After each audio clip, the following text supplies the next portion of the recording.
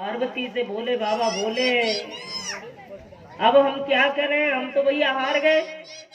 बड़ी प्रसन्न मुद्रा में भोले बाबा काली अंधेरी रात्रि में अपना स्थान छोड़ करके और वहां से चले गए।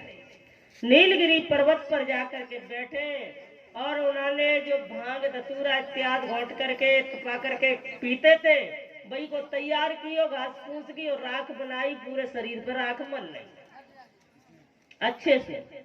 और राख मल के, क्योंकि उनको शर्म आ रही थी बहुत ज्यादा, क्या करें वस्त्र नहीं है, जुए में हार गए। इतने में मैया के पास आए कार्तिकेय जी। उन्होंने पूछा मैया पिताजी कहाँ हैं? उन्होंने कहा तुम्हारे पिताजी बताना कहाँ है। और उनके ये सब कह के नहीं गए कि वो हमसे कभी कह के जाते हैं, तुम्हें पता नहीं है? अरे तो कब गए? कि हो गए 4-5-10 दिन, तुमको यही पता नहीं है? नहीं। कार्तिकेय जी खोजने के लिए चले अपने पिताजी को। देखा नीलगिरी पर्वत पर भोले बाबा नंग धरंगे बैठे। पिताजी को प्रणाम किया, पिताजी ये सब हाल किया है तुम्हारा? लाला ये तेरी मैया की कृपा है।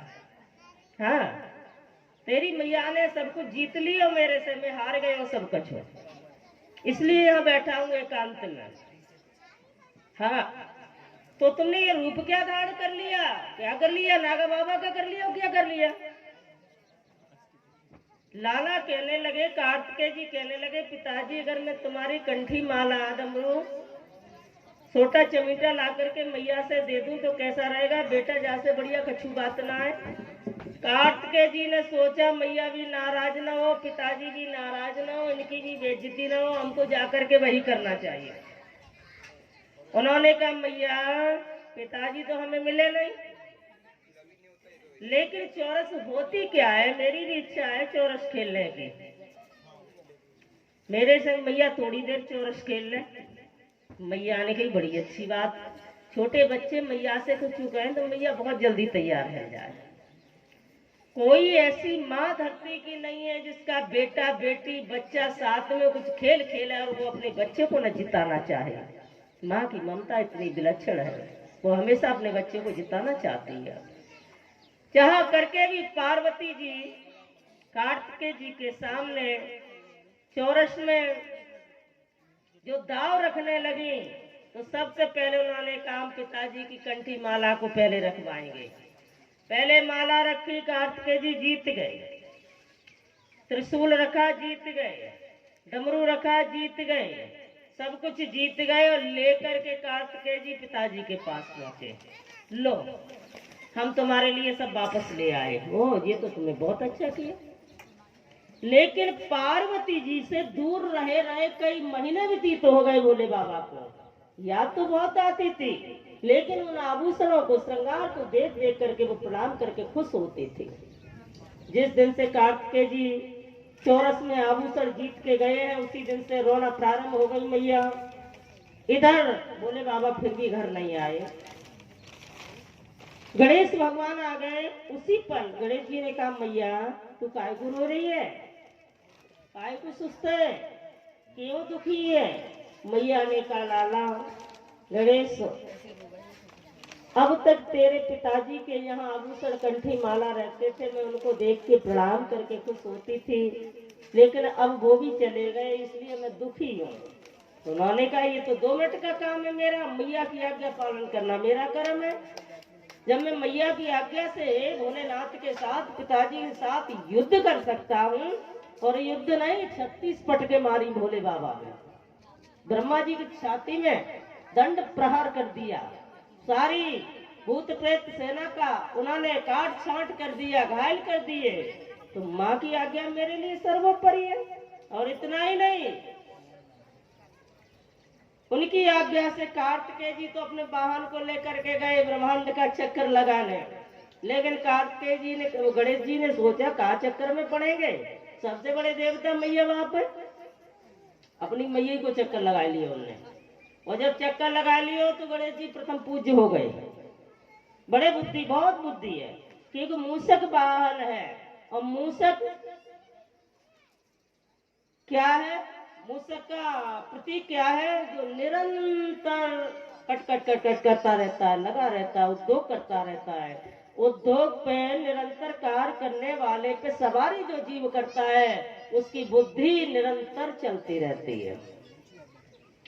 मूसक के समान मूसक कभी फ्री नहीं बैठता है, कुछ न कुछ काटता रहता है, चलता रहता है। इसीलिए गणेश महाराज ने जाकर के प्रार्थना की है भोले बाबा से कि हे पिताजी, मैया बड़ी दुखी है और हम बच्चे काहे को परेशान है तुम दोनों के बीच में। कोई झगड़ा तो भयो ना है, तुम वापस चलो कैलाश को।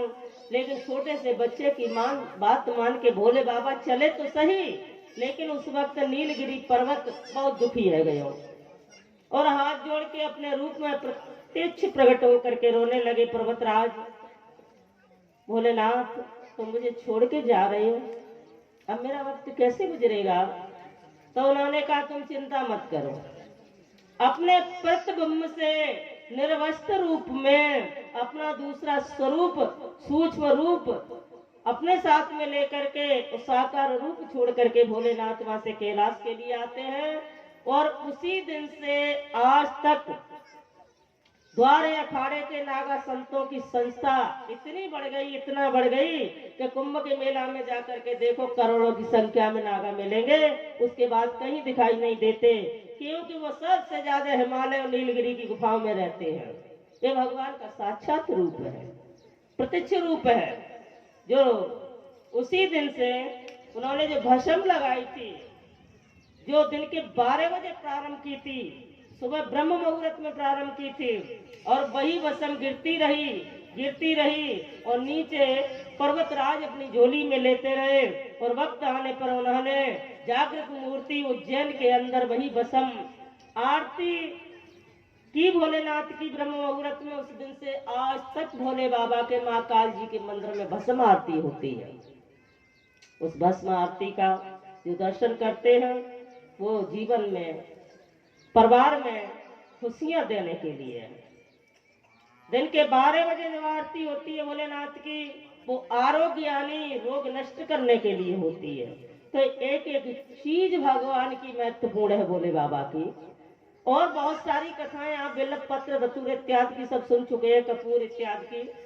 और इतना ही नहीं, आज भी भस्म रख करके बिल्व पत्र पर नंदीश्वर के मस्तक पर यदि चढ़ा दी जाती है और उसको अपने यात्रा करते समय पॉकेट में रख लिया जाता है भोले बाबा से मांग करके, तो याद रखना जीवन की यात्रा सफल होती है। बोलिए भक्त वत्सल भगवान की